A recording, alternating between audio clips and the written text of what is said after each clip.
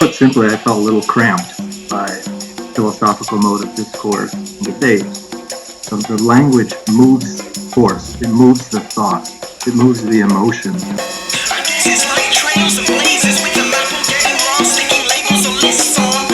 Fake ladies and males get their shit on, made up and murdered like women gliding with their wings gone. Hey, what's up? Welcome to Owls at Dawn. We are just two dudes from Southern California who studied philosophy, politics, and religion around the world and decided to start a podcast where we could bullshit with impunity. I am Austin Hayden Smith. And I'm Troy Polidori. And this week we are welcoming back to the show Timothy Lavenz, who we had on as a bonus guest last year to talk about non-messianic messianicity. Talked about like a non-religious form of messianism, and talked about Derrida and Walter Benjamin and Francois Laruelle and other figures. But then at the end, he talked about his concerns or his more recent interests in poetry, and we said, well, we'd have to have him on to talk about poetry. So this week we're going to talk about that intersection between philosophy and poetry and kind of use the previous discussion about messianicity as opening up into his more recent concerns on poetry. It's a great conversation, so stick around for that for sure. But before we do that, we got to talk a little bit about our sponsor, Mubi, right, Austin? That's right. This week, as we do on some of our episodes, we are sponsored by the lovely folks over at Mubi. It's MUBI. So if you go to mubi.com/owlsatdawn, they are offering our listeners a free extended trial of 30 days. Mubi is an online streaming service.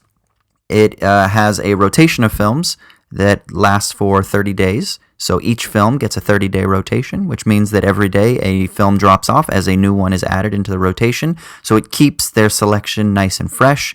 It's independent films, it's classics of cinema, it's foreign films for all you English speakers. If you're international, then it's just regional films. We still got to figure out how to say that in a way that's actually accurate, right? And that isn't just Eurocentric, but regional films, I guess I'll say. But it's absolutely fantastic. It's my favorite website for streaming online content because I'm pretty much guaranteed to find something that is going to tickle my fancy, or something that I've wanted to see, or something by a director that I have really respected, or at least that I've wanted to learn more about.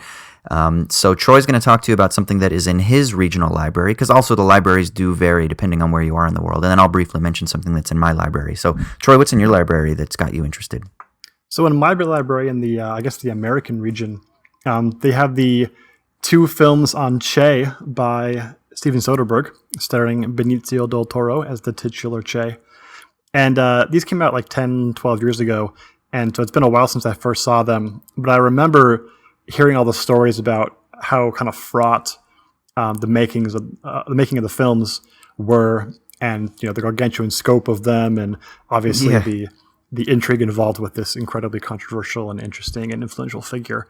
But I remember being kind of struck by them and being very affecting, even though not necessarily like perfect films or like the greatest biopics ever or anything, but very interesting films. And obviously, if Steven Soderbergh does a film, you kind of have to watch it, because Absolutely. This is a man who has an incredible imagination and is an auteur.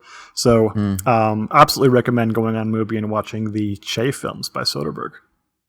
Yeah, and Benicio is fantastic as well. Even in film roles that you don't love necessarily the film entirely, he's always pretty amazing. I remember there was I think it was before the film got released, there was a lot of awards buzz around Del Toro and this film, and it didn't really come to much because the films kind of divided critical opinion. I think the first one got a lot of critical love, and the second one less so, for whatever reason. Is that right?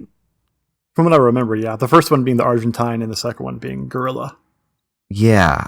And I don't remember exactly why that was, but I don't know. In a weird way, though, my education about who Che was came from this and Motorcycle Diaries from when I was younger, I forgot about that, man. I haven't heard that Motorcycle Diaries in a decade.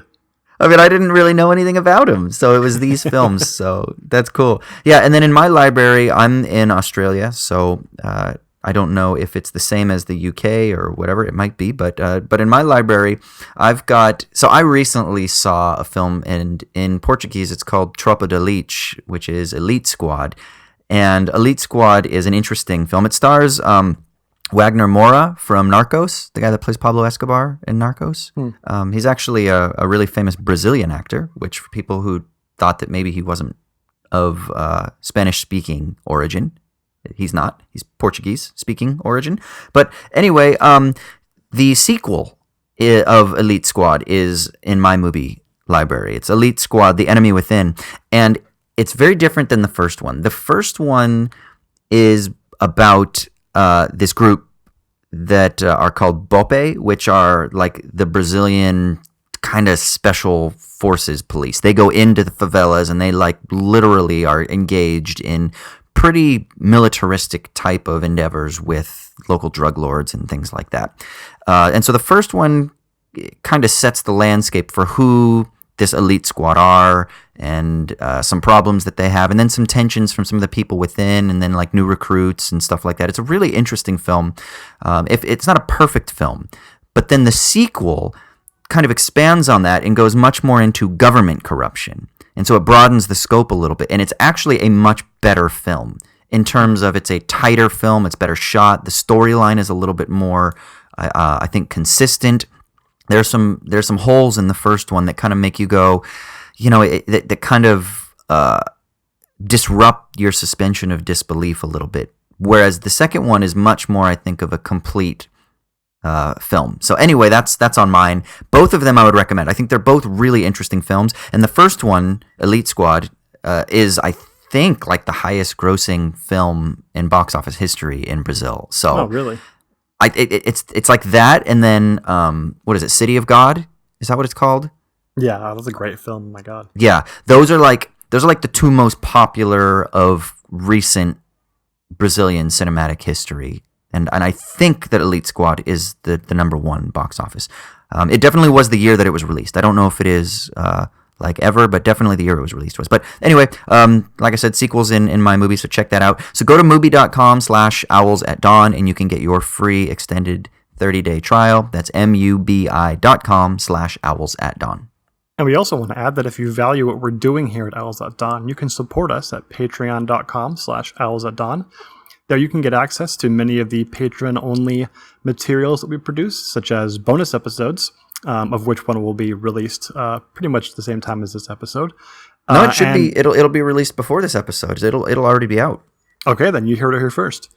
And then also the monthly newsletter, which will be coming out soon for June. And the ability to recommend future patron-sponsored episodes, like we did recently with the Zizek and Peterson debate. So go to patreon.com/owlsatdawn to support us in those ways and get access to those materials.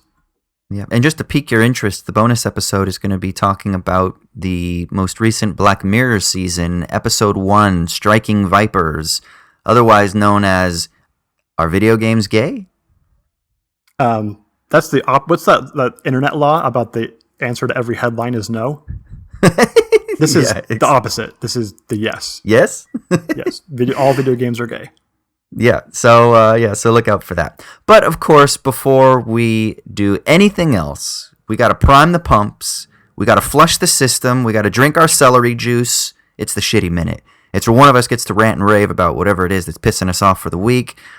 When we were preparing this episode, I thought it was my turn, so I had a shitty minute prepared, but I'm just going to defer it to the next episode because it's Troy's turn. Deferring when I have the right, dude. Come on. Okay, you're right. It is admitting my mistakes and stepping back into my place. It's being put in my place. So, Troy, what's up, man? It's actually kind of funny that you phrase it, put it in your place, because my shitty minute is actually a tweet that you made. Oh, shit. Oh no! I'm so sorry to do this, Austin, but it was too easy, and I kind of had to have you explain yourself. Oh God! You would think that I would have you explain yourself because I'd want you to be able to have the chance to justify your opinion. But since I know it's unjustifiable, I'm actually just going to make things worse for you, I think. But Austin Hayden recently tweeted this: "If you leave your tea bag in for more than 30 seconds and a couple or 3 dunks, you're a monster." So I'm going to let that steep for a second. Oh, good metaphor. But I need you to explain yourself so I can then roast you. So here's what's so funny. So I got a lot of people that were like, some really funny responses. One girl was like, "Oh, is this why they kicked you out of the UK?" And justifiably so. Which was great. And then I had somebody quote tweet me that said... That's basically flag burning in the UK, right? Well, so then I had someone quote tweet me and say something about, Yanks and stuff like that. And it was great. So here's the thing. Obviously, it was a little bit tongue-in-cheek. And I knew that it was going to be an annoyance. But I tweeted it because it was literally... I don't often do stream of consciousness tweets. But in this time I did. And I was making a cup of tea. And I realized... that I make tea in the way that I was kind of trained by an ex-girlfriend who was Irish, motherfuckers. So get off my goddamn back. We're not playing identity politics here with tea, dude. But there's a right way and a wrong way. But continue. Well, so here's the thing. Is so when I was in the UK, it was so interesting that most people have like the way that they make their tea, right? And it's like they know that if it's not made that way, that you've fucked it up, right? So it's like they can tell if you've left the tea bag in too long, if you've added too much milk, too much sugar, not enough sugar, whatever. They know because they have their way of making their tea. I have never been that way. Like I just like, to be honest, if my tea were steeping for 4 minutes or something like that, that wouldn't destroy it for me. Like, is that my favorite way? No, I like it less than that. I like it under a minute. Right? But I did notice that when I was making this cup of tea that I had it in for probably, like 20 seconds, if that. And then when I take it out, I kind of like dip it a couple of times just to make the color even. And then I toss the tea bag away. And so I was like, oh, that's it. But yeah, man, it's just like a habit thing. And I realized that part of the reason that I do that is because a girl that I dated that first turned me into a tea drinker, and her family used to make fun of her for it, is that they would always joke around that like they don't like that she barely lets the tea bag touch the water before she pulls it out. It's like she would have her tea bag in for 10 seconds and then it would come out. It's just water then. Okay, there's so many things I need to say here, but just to clarify, we're talking about what, like black tea here? Yeah, breakfast tea. Okay, because that needs to be steeped even longer than other kinds of tea, like green tea. Because you made some comment when I responded and said something about herbal teas, or you were saying it's not about herbal teas. Yeah, because I think for me, green tea, I let them steep longer. Like, and I drink a lot of green tea. Okay, but black tea is supposed to steep for even longer than green tea. Supposed to. What are these rules, Troy? Okay, this doesn't matter. You need to be told that you're wrong for these following reasons. There are two wrong ways that you can brew tea that are kind of popular. One is leaving the tea bag in until you finish drinking it, which is completely insane. And Brett from Rev Left Radio commented, and he actually said that that's what he does. And so I just want to say, Brett, you're a monster. Yeah, I'm going to actually agree with that. But then I don't think you can say that because what you do is also similarly monstrous, just in a different way. Here's what I don't get. With black tea, you have the maximum caffeine content. It's like 30 milligrams or whatever in most black teas, right? If you steep it for 30 seconds or less, you're not getting any of the caffeine. So it's not even really tea at that point. It hasn't like ontologically become tea. Because the caffeine content's not going to be there. Like, what are you getting out of it other than just Can I respond point slightly by point? Flavored water? So that's okay. Sometimes I just want something warm to drink because I don't want the caffeine content. Like my coffee in the morning is my caffeine, and I usually only do 2 cups of coffee max a day. So for me, but I drink a lot of tea throughout the day. And so for me, it's just I like something warm when I'm in my office or when I'm at a cafe and I'm doing work. It could be fucking lemon and ginger squeezed into a cup of water. I just need something warm a lot of times. Then just drink some hot cocoa, motherfucker. Like, no, I don't want the sugar. Don't be bastardizing tea. I don't want the sugar. The tea's good. Okay, chamomile. Do some herbal bullshit. Yeah, that'll make me all sleepy and shit. Chamomile doesn't make you sleepy. What are you talking about? Yeah, it's relaxing. No. Well, it's relaxing, yeah, but it can also sharpen you. Okay, this is beside the point. Also, herbal teas are not I feel very attacked, by the way. This is not how I like to justifiably so. So did Hitler, you know? So, I just... I don't want to be one of these like tea fascists who's like, you have to brew the tea in the exact way that the manufacturer recommends.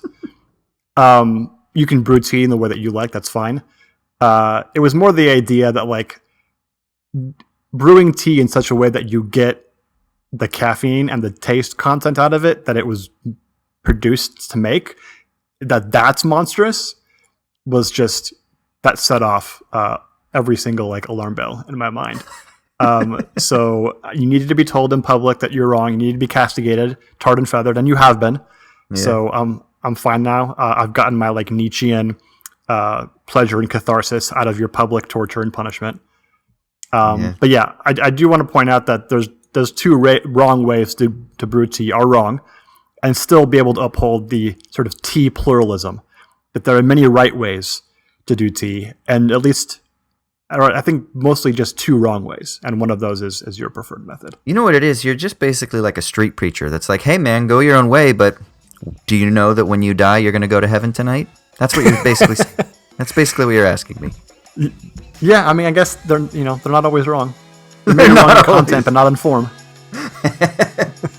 All right. Well, I have been properly ratioed in podcast life.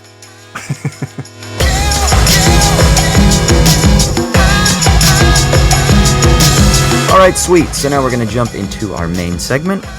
And we have a returning guest on. It is Tim Lavenz, who came on, God, it was quite a few months back now, to talk about messianism, or non-messianic messianicity, however it was that we framed it. And tried to frame it. Yeah, tried to frame it. And then at the end of the episode, we kind of started discussing how his philosophical interests had led him to poetry. And so we kind of promised that we would have him back on to talk about his interests. So this is that fulfillment of that expectation. So, Tim, welcome to the show. Thank you. I'm lucky to be back. Happy to be back. Cool, man. So last time you were here, can you just give like a 2-minute like elevator pitch of your research into messianicity? Well, messianicity, it actually shares a bit of territory with poetry also, in my view, but messianicity is sort of a way to think about religious ideas and religious experience sort of beyond the boundaries of religion, I guess. Simplest way to put it. It's not really fresh on my mind right now, but the main idea is to find new ways to express traditional ideas so that they reach a more universal audience, so that they're more flexible, free-flowing, basically a sort of pragmatism of religious knowledge, you could say. Have you read Haglund, Martin Haglund? His book This Life just came out a bit ago. Yeah, have you gone through that yet? Because Troy and I, we tackled an article that he wrote in, was it the New York Times, Troy?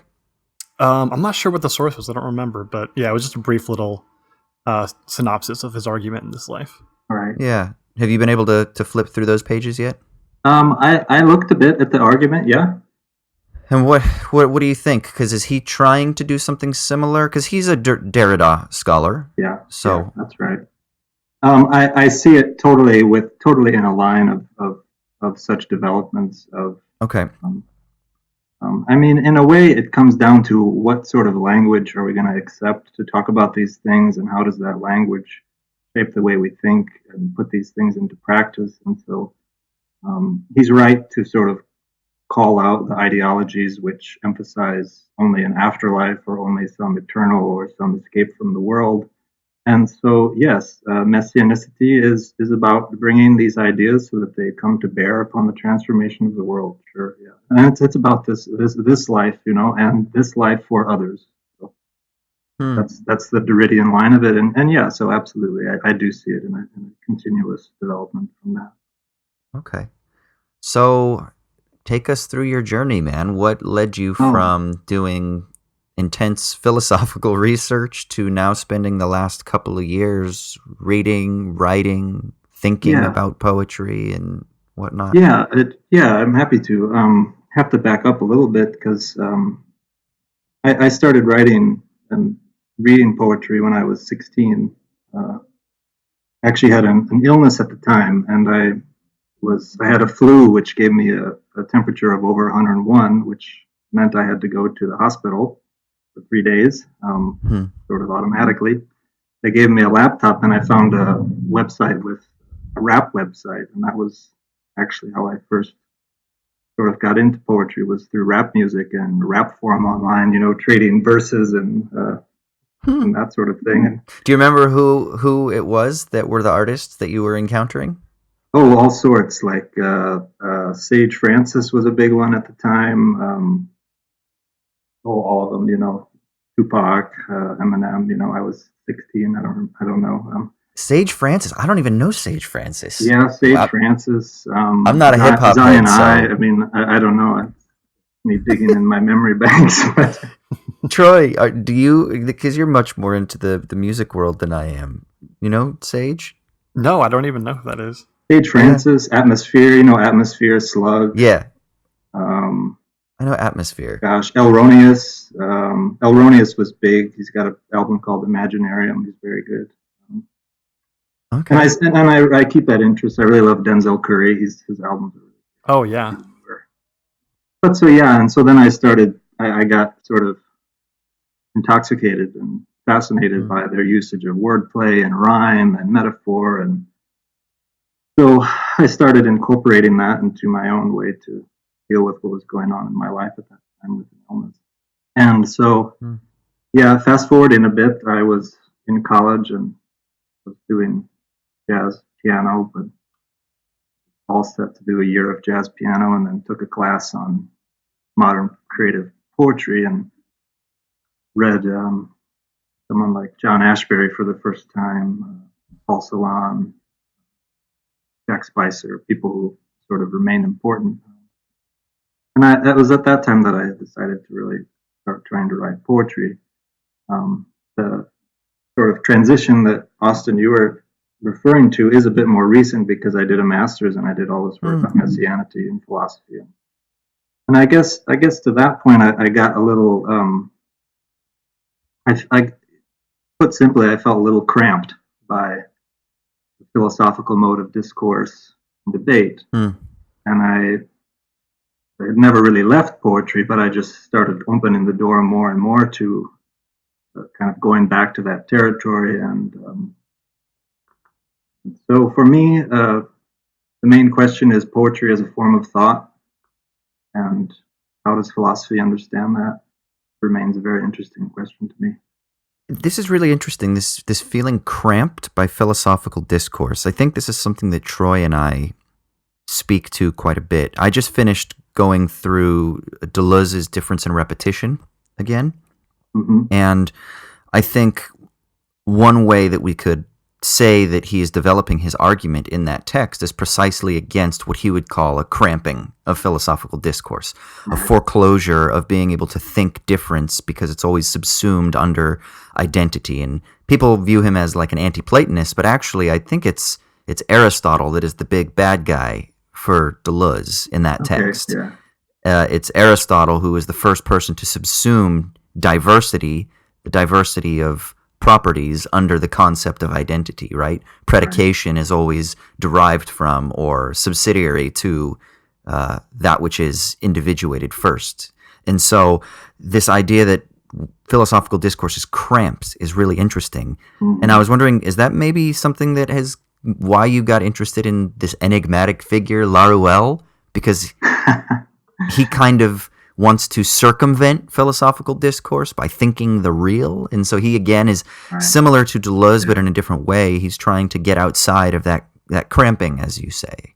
And also, really quick, before you answer that, Tim, I was just wondering, to clarify, if the cramping you felt was more about the sort of theoretical content that Austin's talking about, or if it was more about sort of the norms of argument and discussion that are more formal. Well, yeah, okay, so definitely the sort of norms and argument and debate. That I will fully confess to a kind of exhaustion with the spinning of the wheels and kind of getting nowhere, and feeling at the end that you're almost just playing a kind of language game, and coming down to semantics and so on. On the level of theory, I have a lot of respect for theory. I think really as a writer myself, I've done a lot of philosophical type writing as well as poetry. And so I still will always do both. But yeah, I suppose after the experience of writing in a highly philosophical way for a long time, I needed a breath of fresh air. Laurel was a part of getting there, I would say, but no more so than someone like Derrida, who's also important to me in that episode study. But more directly to Laurel, you could just say, he was trying to find once again a language. You could put it as a participatory language. He speaks of waves or axioms as the kind of never using concepts in a way that they rest in their identity, but are constantly colliding into one another. And uses the model of the particle collider, where you slam Levinas's transcendence with Michel Henry's radical immanence, and see what happens. And that's what he did. And then he decides to slam Meister Eckhart with Einstein and the Copenhagen interpretation. So he's just very creative, and he sort of rides the wave and lives in that dream. Troy, do you feel that cramping sometimes? Yeah? Yeah, I was interested in thinking about that dichotomy between the more formal cramping that I was referring to and the stuff that you were talking about, Austin, and how I think anyone who deals with academic philosophy for a while is going to feel both of those, but to different degrees. And your general philosophical temperament seems to kind of dictate which one of those you respond to negatively the most, and then that kind of colors what you tend to do. We've talked about that previously in the podcast, the general philosophical temperament that a person has and how that leads them towards sort of disparaging certain schools and families in philosophy and kind of celebrating or adhering to others. And that I think is very interesting if, ultimately it's purely a genealogical critique and not necessarily like the, catch-all critique of philosophy. But I think it's an interesting thing to think about and talk about with respect to one's own work. So you mean that the disposition of the thinker kind of guides where someone lands in their annoyances? Yeah, and I don't mean that as a purely like deterministic critique, because your temperaments can change depending upon things it's that highly personal. Yeah, but it's just interesting to think about, and I think important for an individual to sort of be circumspect about their own temperament and how that affects what they like and don't like in the academic world. Do you, Troy, tend to get more? Does the formal and normative affect you? Does it tend to affect you more than the theoretical cramping? Yeah, I think that the theoretical cramping I tend to get a little bit more upset with, just because it usually involves predispositions and presuppositions that are not admitted to or are not sort of transparent to the thinker, and that's what kind of gets me mad. I, being a little bit more OCD, like the kind of the norms that are strict, and though I think that means you can also break them, but then you can break them in ways that are strategic, right? It's sort of like like songwriters would often talk about, understanding the rules of songwriting, like pop songwriting, so that you can then break them strategically and creatively, rather than just being like haphazard and making noise. And so I've always kind of thought about the norms of philosophical writing as being kind of similar to that. But I can absolutely understand why someone who is much more creatively minded than I am would find those constraints to be utterly sort of just stifling to any sort of creative potential. It's interesting. I think if you spend any time on philosophy Twitter, which is a thing, people, for, just like NBA Twitter is a thing, and there are all these little spaces carved Weird out Twitter. in that. Weird Twitter? Yeah, weird Twitter is the best, dude. Is it? See, look at that. I just found a new world to enter into.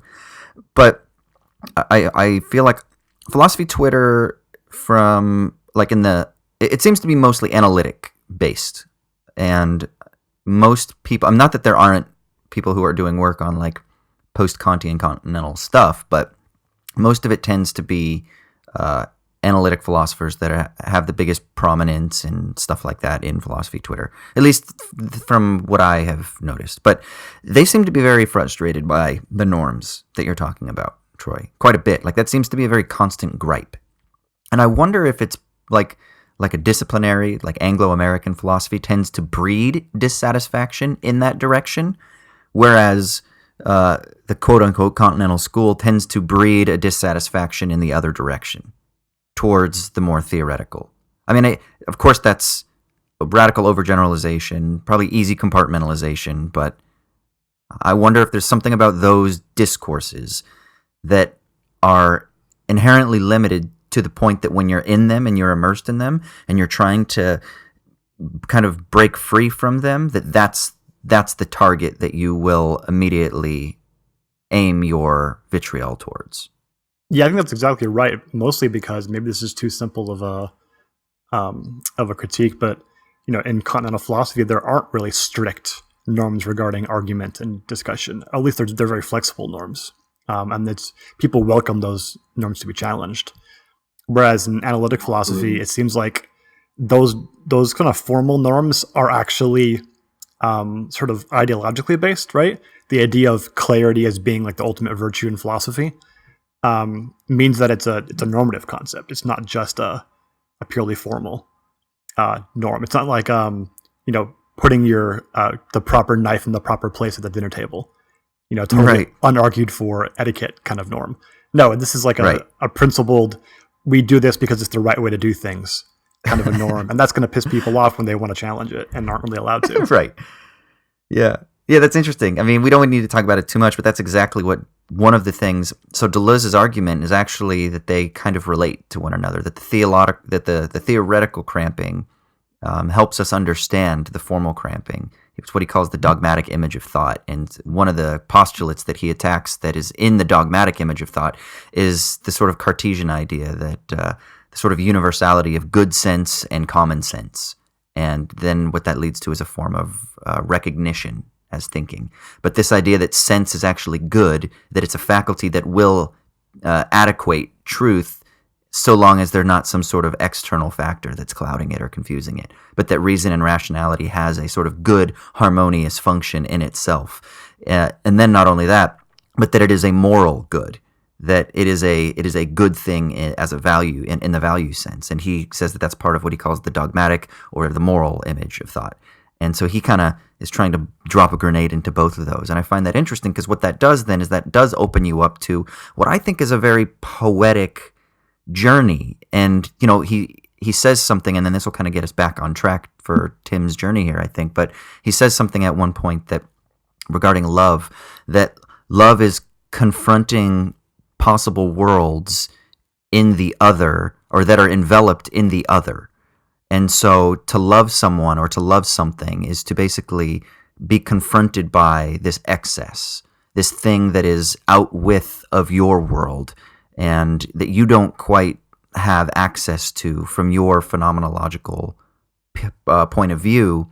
But when you love something, it is that excess, that thing, kind of think in psychoanalytic terms, it is that excessive beyond that is causing your desire, the objet petit a, right? And that it is different from everything else, and it is seducing you, and it's got attractive quality to it, and it's pulling you towards it.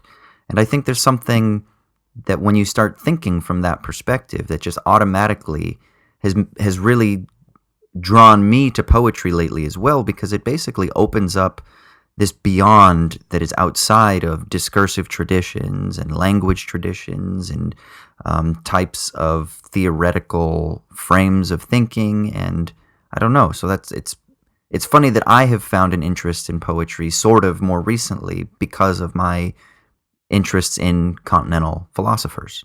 So I don't know. Tim, take it away. Yeah, well, excess is a good place to start. I mean, I imagine that some of these norms of discourse, and of whether formal or theoretical, in the work or in the exchange, these are all. The issue is, what are we comfortable with understanding? What are we not comfortable with understanding? And how willing are we to feel pushed beyond what the comforts of understanding in which we habitually dwell? And it would seem to me that um, poetry is certainly one way, and it should be said right away that poetry is not just words written on a page. Absolutely, poetry is, the adjective poetic can be applied to just about anything and anything. But you know what I mean? Philosophy, a movie, or a piece of music. Jean-Luc Nancy speaks about this and draws out this idea of the poetic is what is sort of elevated, what kind of is excess over what is, in some sense, elevated, and which both has kind of lightness to it and also a heaviness to it. Elevation and touching. He's a big philosopher of touching. And just being touched by a phrase, being touched by a poem, being touched by a philosophical passage. What does it mean to be touched by something? And does that touch make us uncomfortable or uncomfortable? And poetry can certainly make us uncomfortable because it uses words in strange ways. It uses grammar in strange ways. Kind of this idea of defamiliarization, right? Poetry is in a way a quest to see how far that can go and what happens when we go that far. Yeah, I mean, you. I don't know if that makes any sense. Totally. Well, I think totally. Troy retweeted a tweet. I sent you a phrase. I've talked about this with Darius quite a bit, but it's the word theurgy. And Troy, do you remember the tweet that you retweeted? I think it was like theurgical, but not religious. Oh yeah, I thought that was great. I want a T-shirt that says that. Right, and I kind of said something to Tim the other day in a text message where I said, that there's a theurgical element to poetry, and Darius, who was a guest that we had on our podcast a couple of months or maybe a month back, talking about this essay by China Mieville on apophatic Marxism. But Darius is also a big lover, reader, writer of poetry, thinker about poetry. But it seems that there's something theurgical, that it has this ascendant quality to it, to maybe use a spatial metaphor. I don't know if I like that spatial metaphor, but it definitely is attesting to the excess, right? And I wonder if that's because there's something inherently paradoxical about a poetic pursuit. And for me, the way that I can best grasp that, because I'm new to written poetry. I studied it in school. I've got a fucking half-sleeve tattoo of John Milton poem on my arm. So I'm familiar as a dilettante, I guess we could say. But like really dedicating myself to reading poetry is something that I've undertaken in the last, year, I guess, ish. But film is something that is a language that can have a poetic resonance to it. And I recently saw Wings of Desire by Wim Wenders. And the only way I can describe that film is as poetic, because it doesn't simply tell you everything. It doesn't simply explain everything. It doesn't describe everything. Even when it's describing, it's sort of it's taking you to a cliff and then kind of like giving you a parachute, and then you jump at the limit of what they've said, like where it stops, and it like leaves you there, but it doesn't build a bridge across the problem. It's kind of like it presents a problem, or it presents some sort of quandary, some sort of confusion, but it doesn't have to answer it and resolve it necessarily. And I feel like that there's something about poetry in its various different guises that does that kind of stops, that is teetering at the edge of the beyond, the nothing, the excess, or whatever it is. I don't really know how to describe it, but theurgy is the way that I have kind of been thinking about it. Yeah, I would just note that in order for you to explain your feeling there about it, you had to use a type of metaphor, right? You said it takes you to a cliff. Yeah. and it gives you a parachute, but it doesn't give you a bridge. So Yeah. it doesn't tell you in a way how to get to its side. It just takes you to the height at which it is, and asks you to sort of jump into its air and hope you breathe on your way down, right? Mm. And the sort of way poetry works, right, is exactly like that. You're trying to describe something, and you find yourself in the midst of a metaphor. And for those, this relates to our previous discussion. Great debate was had between Derrida and Paul Ricoeur about metaphor. And there's no necessity to go into that, but Derrida, of course, was arguing that all philosophy draws from metaphor, and that you can't even get a really solid concept of metaphor from out of philosophy, because it pervades the whole thing. For example, the metaphor of light, the light of truth, clarity. What is clarity? It's a metaphor involving light. Hans Blumenberg has also really good work on this. Calls it metaphorology, and he just goes through all the different metaphors that were used for truth. Extremely ironic that clarity is a metaphor that is not very clear. Right. Because when did you ever see anything that was clear that didn't have a bit of a shadow? Or, of course, in theology, God is pure light. There's reasons for all this. It's because even philosophical thought has this element of metaphor, and Derrida especially, he went looking for these, right, and he found his pyramids in Hegel and all this type of thing. We're talking here, I think, and kind of expounding on this defamiliarization concept, and I was thinking, there seems to be kind of two poles in between which poetry seems to function, and that's the pole of pure noise, which doesn't even give you the parachute at the cliff, right? It just kind of like pushes you off the cliff. So you don't have a way of responding other than to fall, right? And then the other one is just pure sugar, right? Just to sort of like force feed you something that will give you pain or pleasure or whatever it is, right? But not allow you to respond, really. You're just kind of a prisoner. And poetry seems to shock you to thought and to action in between those, right? It gives you the parachute and says you have to choose what to do now, or what to think now. And that concept to me seems directly parallel to kind of the foundation of philosophical thinking. Socrates very much was about shocking individuals to thought out of their complacency, right? He called himself a gadfly to the state in the sense that the gadfly would, shock the horse and make the horse act in some way. And he's being a little sarcastic, right? Because he's talking about himself as being annoying. But that's more about how people just don't like the fact that they're burdened with the anxiety of having to act, which the philosopher sort of puts on them, right? And that's going to be annoying. But poetry does basically the same kind of thing, right? It gives you these tools, but then you have to choose how to interpret and respond and act. And that can be a burden, but then it's also, the means through which you can actually achieve, something proper to thought that's not just regurgitating what you've been told. Yeah, that's true. I would just add to that, this question of the relation between poetry and action is very very difficult. Auden, I have this quote here where he says, "Poetry makes nothing happen." Yeah, I saw that.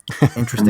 and this was quoted by the great science fiction writer Samuel Delany, and he was talking about how poetry does modify our everyday discourse and changes what we think is possible. Even in terms of social change and race relations and all of this, poetry participates in. And yet, why then do we say that poetry makes nothing happen? So I think you're right on to say that it has this defamiliarizing thing, and that's why it can be uncomfortable, right? Because it can feel like it's leaving you into an abyss, and you are shocked, and your previous definitions of how the world works and how language works and what being even is and how to understand the meaning of being is all thrown open, right? But that's both risk and possibility. I wondered when he said poetry makes nothing happen, is it poetry makes nothing? As in, like, das nicht? It makes nothing happen? Yeah. Or it doesn't make anything happen? I don't think Otto was a Heideggerian. Yeah, he wasn't a Heideggerian, but we're fine to read him as because if we think about it as making nothing happen, then it has a sort of rupturing effect. And it's sort of that poetry has that eventual tear that is what happens, that poetry unseats and it disrupts precisely because it's introducing or maybe it's creating, maybe inducing a tear in the habit of a social formation or a linguistic system or a psychic life or something. Yeah, Troy, you mentioned pure noise, and I one of the, if not the biggest influence on me is Paul Celan poetically, and I've done a few articles on him, and one of them was about this question of silence and how poem reconstructs silence in language in a way you could say combating this noise. He even puts it that the human as silence is the only way to combat the human as information. So you can even look at it as a war of the pure noise of constant information where, like you said, there's no parachute, you're just overwhelmed. That your poetry is maybe not even a shock, it's more of a settling down or a calming of the noise by introducing silence. And that, Austin, you were talking about the meditative aspect of it. So it does both of these things, right? Mm. Yeah, I like that because especially in kind of a 20th century and 21st century person, the lack of solitude that individuals have, poetry has this new kind of resonance as taking you out of the world and life in which you are just a cog in a machine and just being moved around by external authorities and whatever, and instead making you sit down and kind of become internal, right? And to actually think rather than just react. And so that might not have been the case for most of human history, where silence kind of abounds and solitude abounds. But today, it had this new sort of effect. I've been thinking about that a lot with regards to online language. And not just, like, I think there's something interesting to speak about the form of online language in terms of the digital format and how that might have some sort of stylistic, like value-laden orientation to how and in what ways we can even say things anyway, but also just more generally, particularly Twitter. I spend a bit of time on Twitter, not as much on Facebook. I'm not as much on Instagram. I just look at like cabins and DIY stuff on Instagram. So that's it's got a poetic element to it, I guess, because it just makes me want to do my Walden and escape to the wilderness. But Twitter is a site where it's just words, and it's pictures and video every now and then, but it's mostly words. And it's very rare that you find accounts that aren't extremely descriptive. It's mostly just propositional, descriptive, or exclamatory, right? Or people try to use irony and satire, but it's all very it's very heavy-handed still. And I feel like, in a sense, there's a real lack of poetry just in the habitual form of Twitter. And I think maybe one of the reasons that I find a reprieve in actually reading poetry proper in a book, as weird as it might sound, is that it is a reprieve from maybe idle chatter or from cliche or some type of serial linguistic form of discourse. And poetry, at least from what I've been able to gather, and as I've been trying to intuit poetic images on screen in films anyway, the films that I've been drawn to recently are those films that have that meditative aspect, that slow down my rhythm, that don't seem to impose the demands that of what Darius called a couple of episodes back, the perpetual motion machine, or the embarrassment into velocity, which those two phrases have been bouncing around my mind nonstop. And I think there's something so interesting about them. I feel caught up in this perpetual motion machine, and I do feel embarrassed into velocity, and poetry seems to rebut both of those tendencies. One thing way that I really like to describe poetry is that with most uses of language, and Twitter probably especially, and all this description, is that language disappears in the act, right? You don't pay attention that it's language when you're scrolling through Twitter because it's exclamatory, it's opinionated, it's vitriolic. It's all leading attention away from the language itself, and so the language disappears. The medium that we are always in and understanding with vanishes for the sake of a message, for the sake of a bit of information. And that makes us anxious because we're propelled along in this high-speed way, embarrassed into velocity. And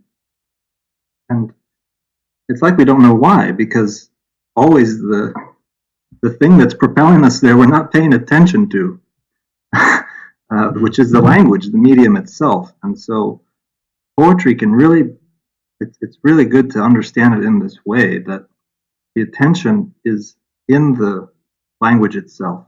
The language moves force, it moves the thought, it moves the emotion.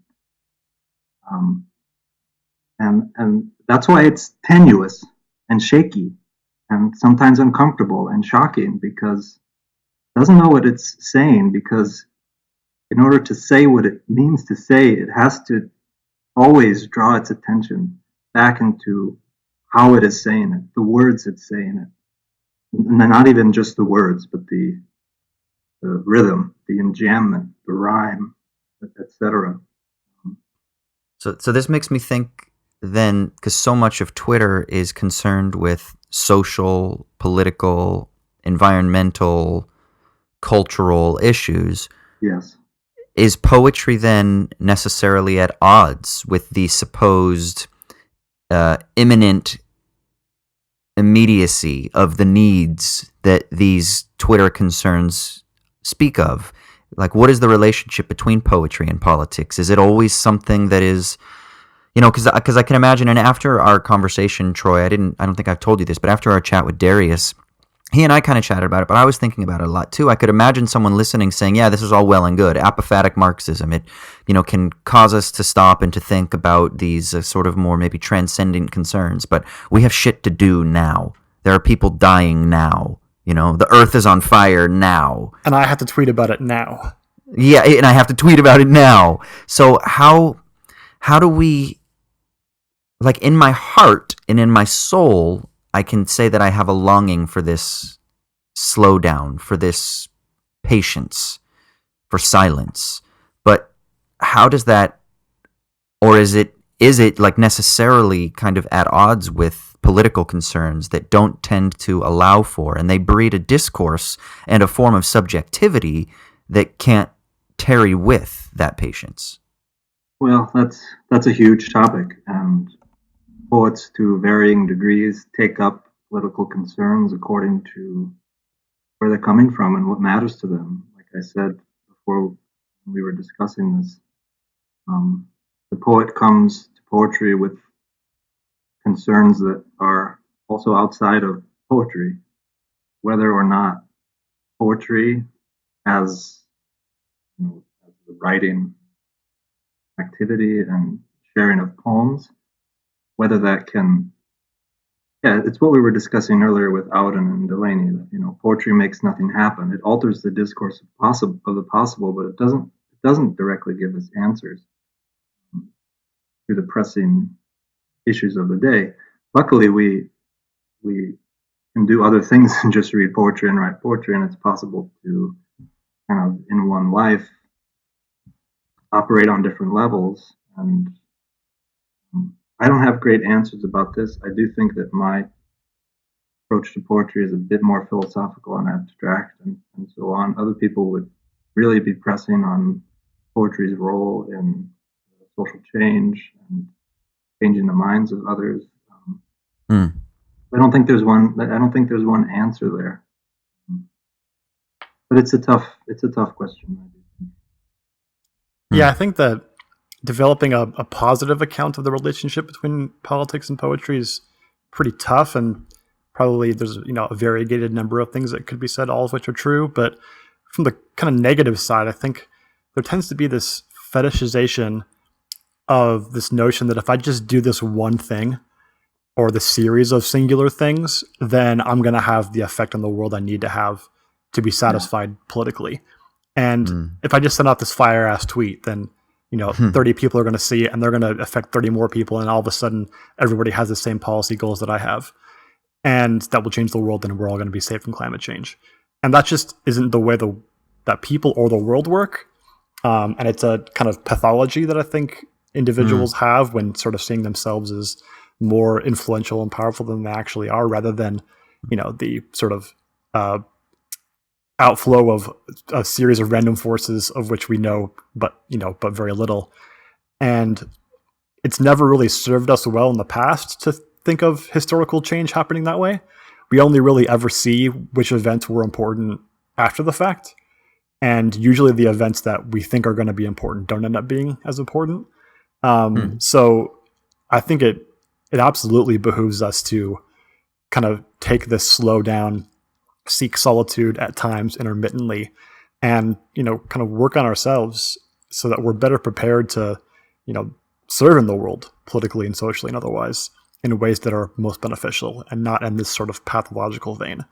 I agree with you totally. There's a fetishization of the now, for good reason, for very good reason, but it can lead to actions like Twitter or something that are at the end of the day just reactions, and, coming from anxiety and fear of not knowing what else to do. Well, and it seems too that when we are concerned preeminently with the now, that it forecloses an actual opening for the novel, because the now just gets reproduced. We are responding laterally, which means we're borrowing other people's words. We're engaging in cliche. It's a reproduction rather than a production. And that's not to say that in reproduction, novelty can't emerge. I would say that novelty is kind of always emerging, but it's being papered over and covered over precisely by the inherited, let's say, lateral serial discourse that is reproduced. And so it forecloses potential or capacity or possibility or whatever.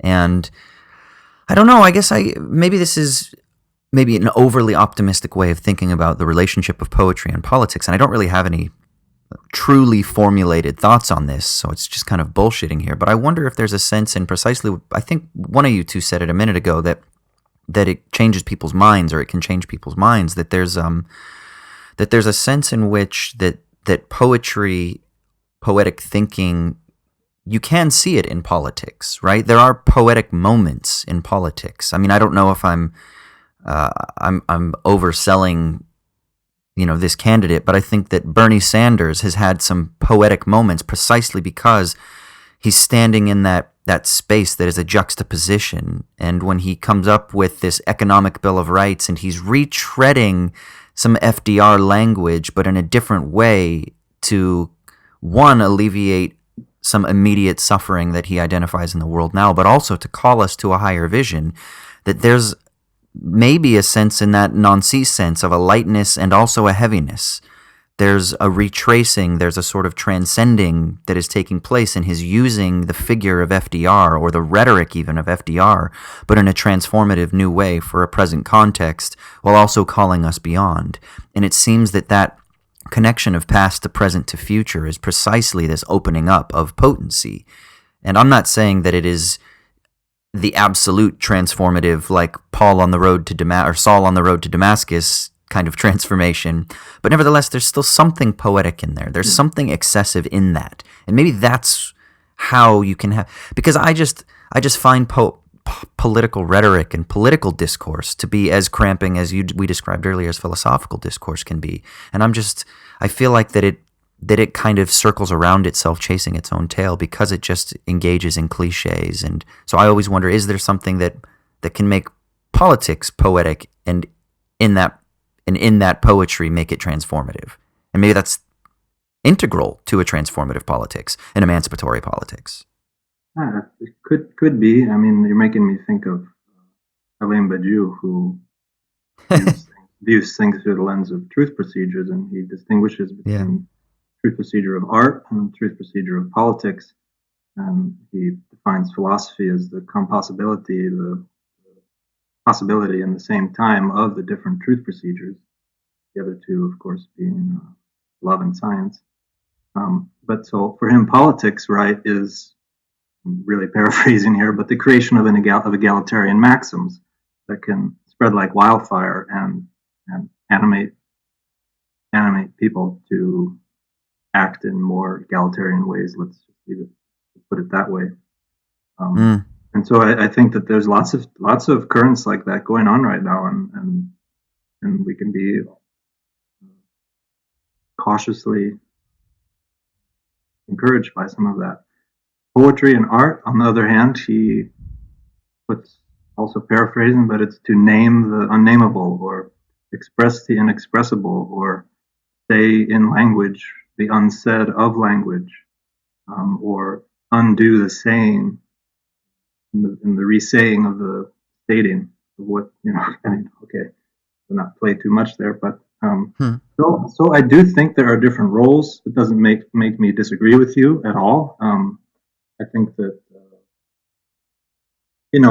you could object that the danger of thinking them too closely together is the danger of rhetoric and of rhetorics of persuasion, and because poetry can be marshaled to sophistry, and to pull people's emotions. Zizek points out that poetry has been used as ways to justify genocide before. So I mean, it's a dangerous thing to manipulate language. So there's a big responsibility in that.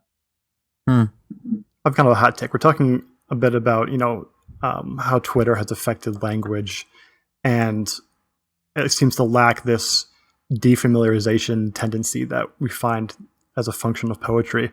So it makes me think, in hot take version, that who's like got to be the most poetic Twitter figure? It's got to be Drill, right? Who's you Drill? You guys know who Drill is, right? I don't know Drill. This is not off the top of my head. He's the dude who has like the blurred Jack Nicholson avatar, and okay. It's all like absurd tweets that don't make sense on the surface usually, and they usually come from someone who seems like they're an idiot. Who's the dude that wears like the Toronto Blue Jays cap in his avatar? Oh, I don't know who that is. Oh God, what's his name? He does that too. He's just always like lobbing grenades. Everybody stop Twitter. Sorry, but I know, man. He's always lobbing grenades into timelines and shit. But why Drill? What is Drill's thing? Well, this is mostly a joke, but I think that the appreciation for Drill just comes from the fact that his tweets don't seem to have an obvious message. They don't seem to be beholden to a political point necessarily all the time, although sometimes it's subtly political.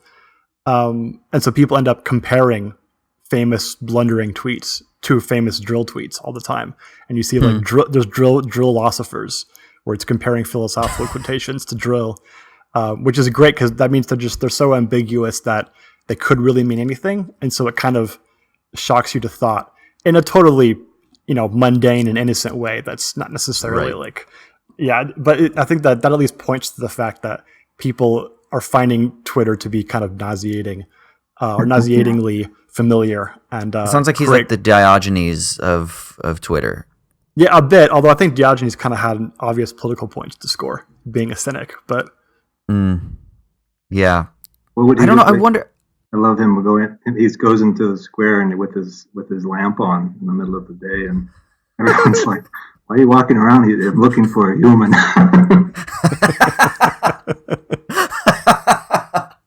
Oh God, it's so good. Here's the problem. Like, okay, so that is what we had.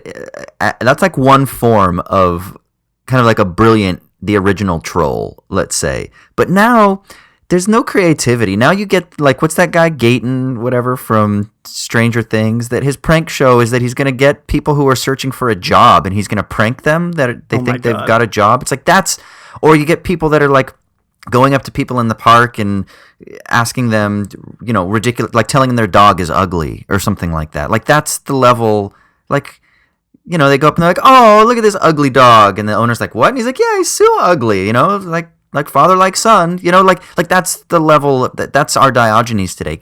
And I wonder how much of an impact, and maybe we're just totally romanticizing Diogenes. Maybe he too is only given the status that he's given because some books have been written and we didn't have as many other people contributing to, like, canonizing people's words at that time. But I wonder, like, 1,000 years from now, is there going to be an impact, like a real impact from people on Twitter, from these things that are done? No. Or is it all just lost in the sea? Of course not. It's lost in the sea. I mean, poetry is lost in the sea, but it's prepared itself for that. It's prepared. I mean, this is Lavenz view that, he uses the metaphor of letters sent in a bottle out into sea. It's totally lost, but it's sent heartward. It's not sent nonchalantly or just for a laugh. It's sent to become a part of you, to really almost Eucharistically be ingested and to transform your being. And it takes a lot for language to become that powerful, for the word to become that powerful. But I mean, I guess it's just my opinion, but I doubt that's happening on Twitter very often. Yeah, I mean, by its very nature, Twitter is addressed to a particular intended audience, and poetry seems like it has to at least ambiguate that in order to exist. Yeah. Totally, yeah.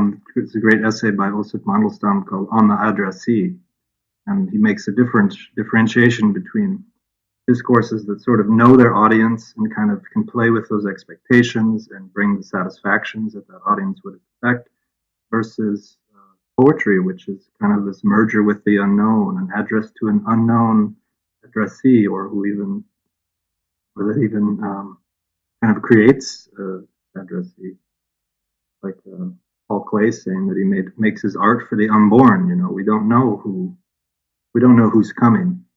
And poetry is a hand outstretched to take the hand of that unknown you. To circle back around, then that's got to have something to do with messianicity, right? Absolutely, yeah. Yeah, directed towards an audience that doesn't yet exist. I like that a lot. Doesn't not yet exist, but we're in that movement. That's kind of the faith. It's difficult faith, but I mean, we have to do it, right? Like, let's not be distracted. Let's not waste our time. Like, it's hard, very hard. But trust your heart that your activity is heading in that direction of the not yet, and that is part of messianism. Are there any poems that you want to share with us? I know you had sent us a couple, and we briefly talked about that. Yeah, I didn't know how much longer we were going to be talking. I could talk about this all day, but well, let's kind of end on this. Maybe just share a poem that really strikes you, and then maybe at the end, the very last thing is if you wouldn't mind sharing one of your own. Okay, I'm going to read something by Paul Celan then, called So Many Constellations. So many constellations that are held out to us. I was when I looked at you, when, outside, by the other worlds. Oh, these ways, galactic. Oh, this hour that weighed nights over for us into the burden of our names. It is, I know, not true that we lived. There moved blindly no more than a breath between there and not there. And at times our eyes whirred comet-like toward things extinguished in chasms and where they had burnt out, blended with teats, stood time, on which already grew up and down and away all that is or was or will be. I know, and you know. We know we did not know we were there, after all, and not there. And at times when only the void stood between us, we got all the way to each other. So tell me about... Yeah, go ahead, talk Troy. about how that, or why that a poem affects you the way that it does. You know, poems, one thing Nancy says is that poems don't do the problem solution game. They ask to be recited. There's actually a mechanical aspect to the poem. Valerie says that the poem is a machine for producing a poetic state of mind. Very important that he calls it a machine. And for Nancy, that means that with poetry, the primary issue is recitation and not commentary. So, yeah, I mean, it's difficult because we don't all have the sheet of paper in front of us. And so, analyzing the poem would be lovely, but, you know, especially the last line. At times when only the void stood between us, we got all the way to each other. The whole poem plays with, you know, it starts with, there's all these constellations. And when I looked at you, I was outside. I was by other worlds. Then all of these galactic ways, the weight, the night, the burden of our name, the breath between being there and not there, things extinguished. You know, it has a lot of, I think it packs a lot of punch, and then at the end it's this moment of encounter, and for Paul Celan, that's what the poem is. It involves this mystery of of an encounter between the I and the you, between the I and the wholly other. And I just find that even philosophically very important, that times when only the void stood between us, we got all the way to each other. I mean, you know, when you read a text and it's like the only thing you can think about, so forgive me for bringing it up again, but please. Difference and repetition is just bouncing around in my mind, and Deleuze famously in the second chapter develops what are called his three syntheses of time, of habit, memory, which are kind of lumped together, that they consolidate around one another, that they create identity. And the third synthesis of time is the eternal return of difference, which we could just say is really essentially what time is itself. And what is time itself? It's difference. It's death. It's that identity will be disrupted. It's that things will change. It's becoming. It's the guarantee of disruption. And in this poem, he mentions time about halfway or a little beyond the halfway point. Right. And all of these things, these worlds that he's experiencing, and these diversities and these differences aren't difference in itself. Those are the second order of difference, what he calls differentiation with a C. Deleuze calls it that, which is like the difference of identities, the predicated differences, you know, a white, a black, a big, a tall, a galaxy, a star, whatever. Those are the predicated differences. And then this notion of the void and this notion of time is really interesting, because it is fundamentally that guarantor that uproots all of those things. Right. It might lead you to think, fuck, okay, pure contingency, there's nothing. And then there's that moment at the end that you say that you're drawn to, that is sort of overcoming somehow that void, that in the midst of this disruption, that there's still an encounter, that there's a reciprocity, that there's an embrace. And I think that that's intentionally paradoxical, in the sense of, you know, it's paradoxa, it's against belief, it's confounding in a way. And to me, when you sent me the poem and I read it, that was the thing that struck me most immediately, because I don't know much about Celan, but the word void obviously has a lot of philosophical connotations attached to it. And so I'm thinking a lot about it from that perspective, and how the void isn't necessarily this bad thing that you're lost into, like a black hole in a horror film or something like that, the event horizon, but it's this almost seemingly unbridgeable problem, but then nevertheless you still do embrace in that problem. Mm-hmm. And I don't know if that's a solution. It's not like, well, okay, whenever you find a void, you have to provide a solution. It's not that. It's almost kind of like somehow in the midst of these worlds disrupted by time, this happens.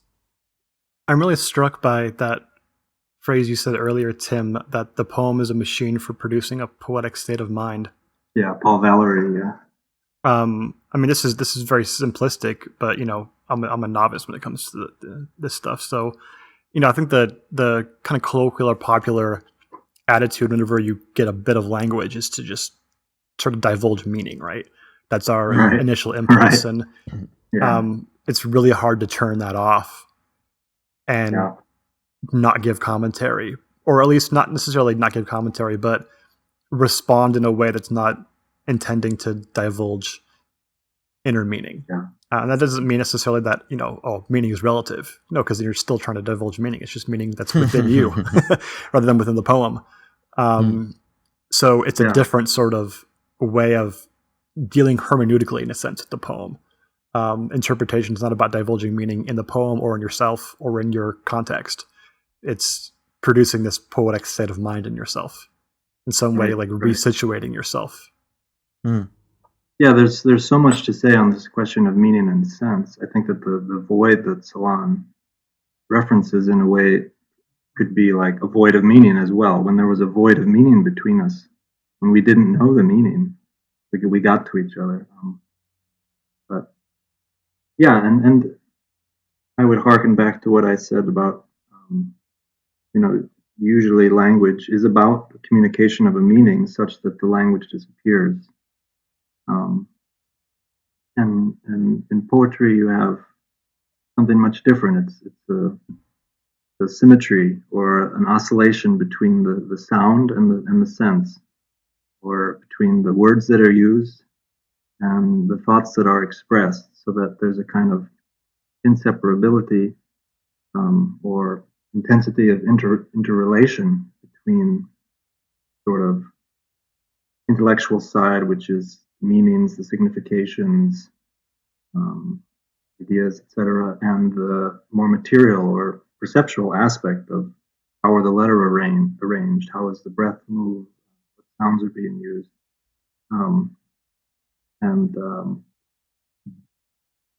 the interesting thing with also writing poetry, but this happens not only in writing poetry, of course, but you know, the form and the content cause each other, you know.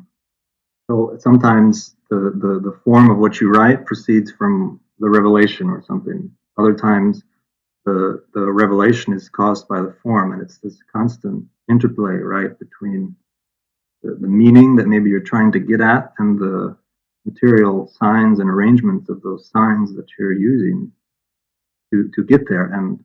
And these are interchangeable, right? Because the poem wants to be a kind of unity of sense and sound.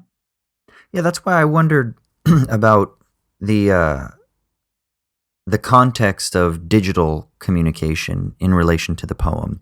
You know, I've heard some people famously say that poems are meant to be read out loud, and I go to some poetry nights here in Sydney, and there is a very different experience in the performance of the poem. Now, maybe I am just drawn towards performance anyway, as somebody who grew up on the stage and still enjoys the performance aspect as something that is extremely maybe integral to the human experience. So I love when a poem is performed. Like when you read the poem, I enjoy that more than when I read the poem, even. And and I almost, you know, like, and I almost feel like if I were to stand up in my room and I had no embarrassment and I just recited the poem out loud, like imagining myself on stage, that I would actually enjoy that more than just sitting there reading a poem in a cafe in silence. Sure, yeah. And I wonder if there's something to that is profoundly restricted in the digital medium, and not that it somehow makes it impossible, but it's a different. It's formally different, like necessarily, because it's mediated through a sequence of zeros and ones on this screen that's reflecting light to you, and that's plugged into a machine, and that's different than when you go to a poetry reading and somebody stands up there and then is performing live, and there's that immediate empathic connection with the person, you know? Wittgenstein says a similar thing. He talks about how there was a poet whose work he just couldn't get into, and then I think he heard that person reading it, and then all of a sudden it clicked, you know, because he got the intonation behind it and the rhythm of it. You know? Yeah, it's a big question. I mean, is a poem supposed to only work on the page? Does it have to be performed? You know, there's a whole lot of different type of poetries out there, even in the written and the worded context between, you know, song lyrics. Song lyrics are also very often just poems that are sung and put to music. Then there's slam poetry, which is generally more demonstrative.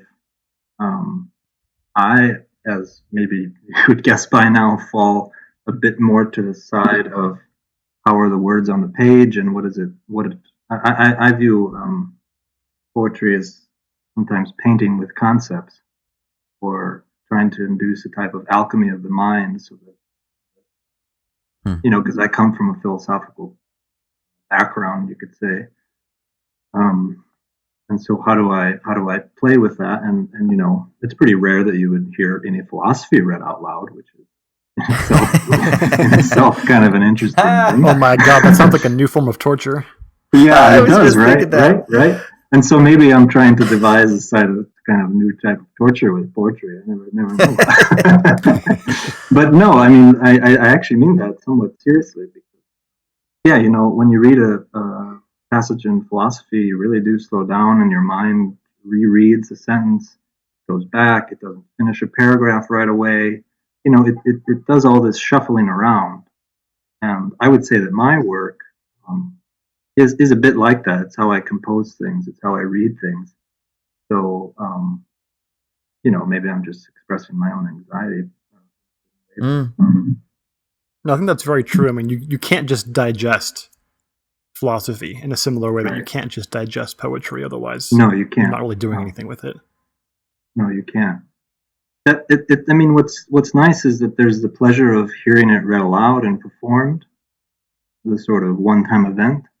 And then luckily it's also written on the page, so you can have the handout, you can have the book, and you can go back to it, and all of these elements from spectrum of sound to the spectrum of signification. It's all elements, you know, and it all participates in the intensification of the perception of reality in which poetry is engaged. Okay, well, why don't we do this? Why don't we end on one of your poems? And, we'll try. Yeah.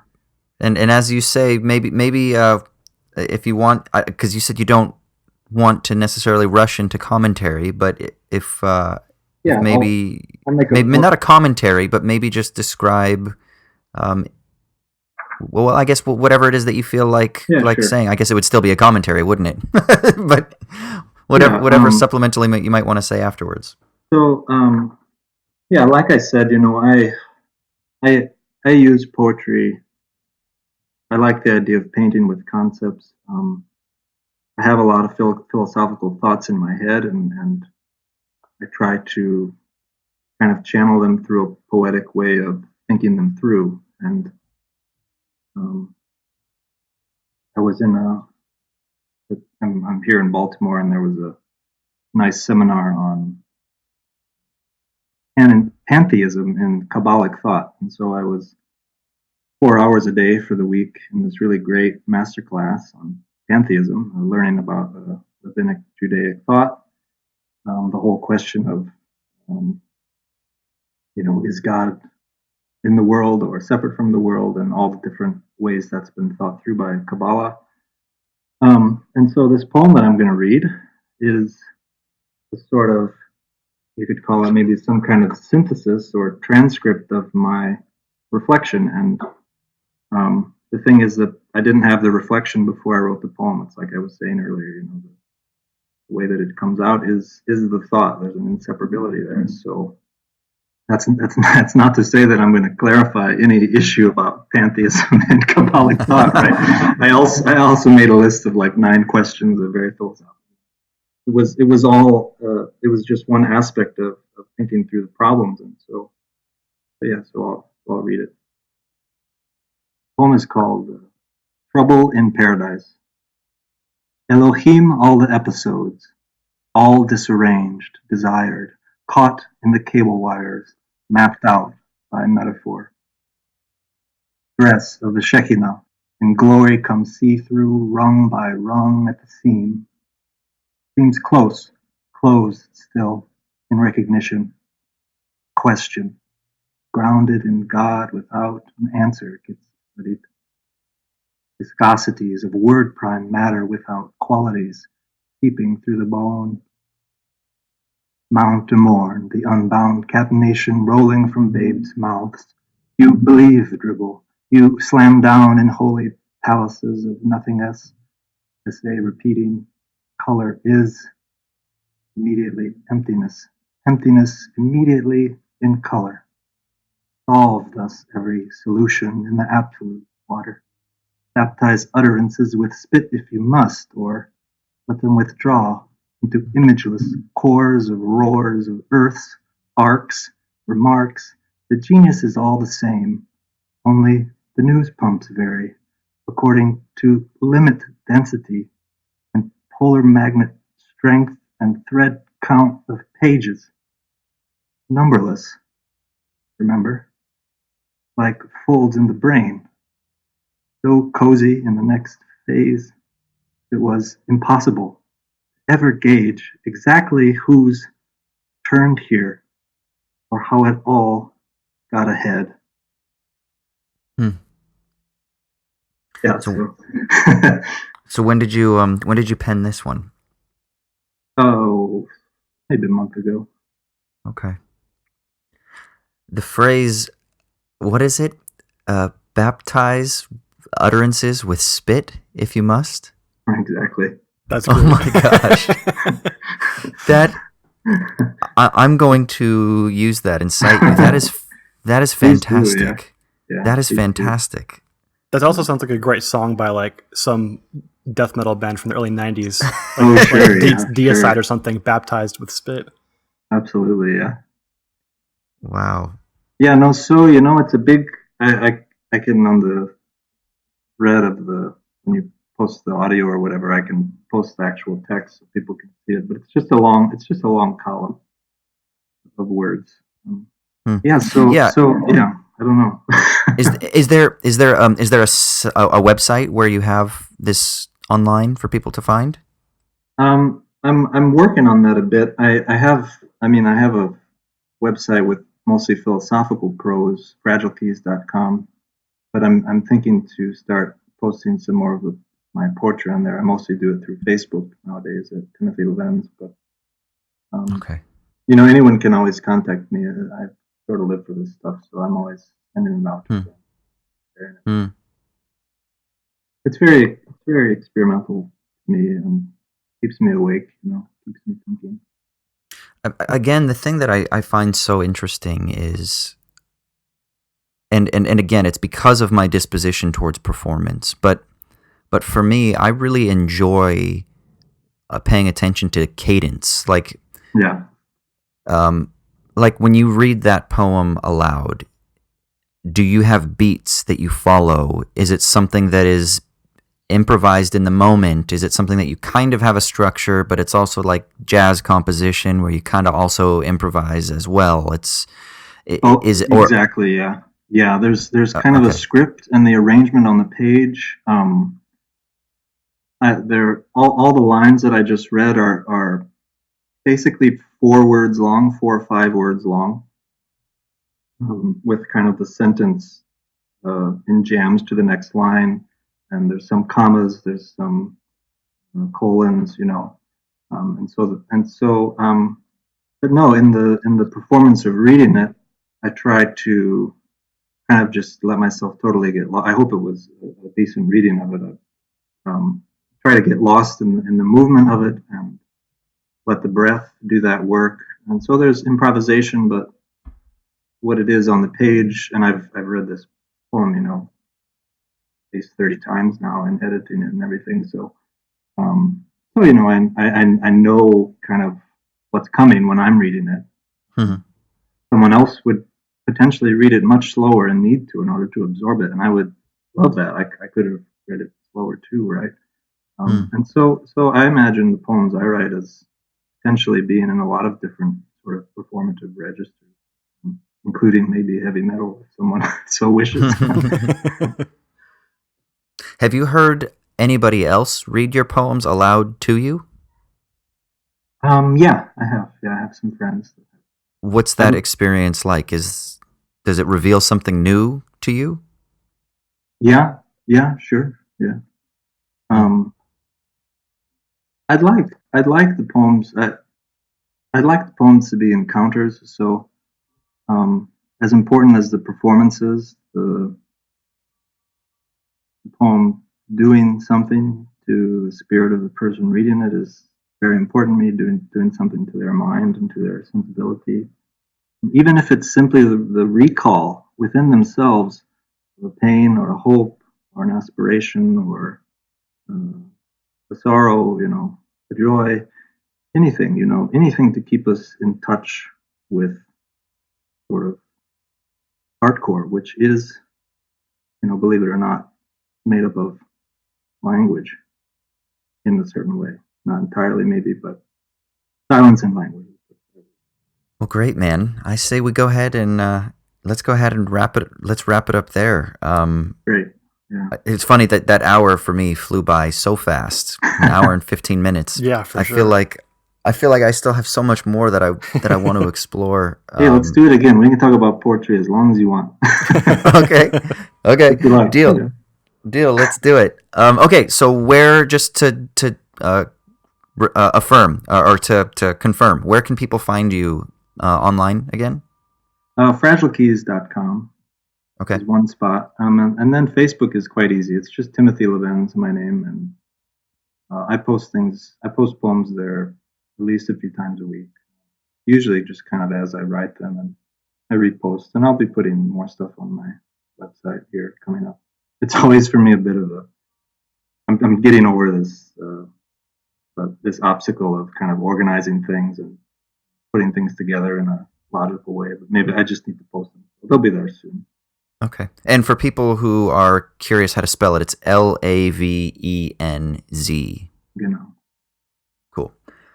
Well, sick, man. Thanks Great. for coming on and chatting. Oh, I loved Yeah, it. thanks so much, Tim. Thanks, Troy. Thanks, Austin. Yeah, and shoot me fucking poems when you come across amazing ones, man. Anytime you feel like it. Yeah. I will, yeah. Yeah, cool. It's so rich, it really is so rich. There's so much great stuff in the last 100 years written. Poetic imagination. I really encourage anyone. Go keyword search org or something. Beautiful stuff. Cool. Awesome, man. Well, cool. Well, we'll chat with you soon, then.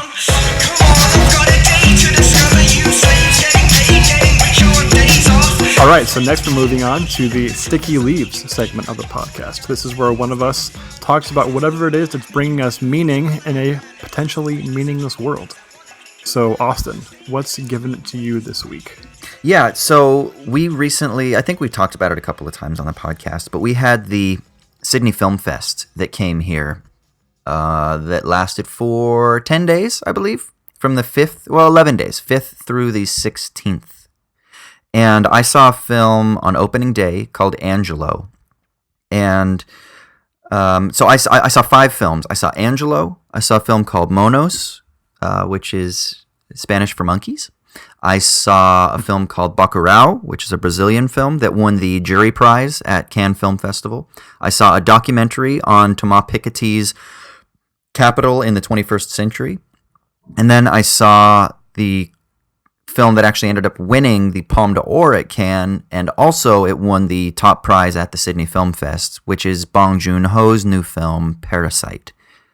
Now, all 5 of the films were good, and I'll rank them 5th to 1st. I would say Monos was my least favorite. It is an allegory about... it's kind of got a Lord of the Flies element to it, where you open on these young teenagers who are in a kind of military troop, a sort of guerrilla paramilitary kind of operation, but they're being trained by somebody who is, whipping them into shape, so to speak. That's the opening scene. And then you come to find out that they are serving this enigmatic organization. The organization is all you ever hear about. And you don't ever know what it is or who they are or what the commands are really. But it's not really about their broader mission so much as it is about the effects of these external impositions on their internal community. And they have a woman hostage who's an American doctor. We find out at the very end she's an engineer. And she is taken hostage for as a bargaining chip. And I think that the film is really sort of exploring Western imperial meddling into the the Latin American context, and what types of divisions it sows within the local communities, but also at a sort of inter-regional and international level.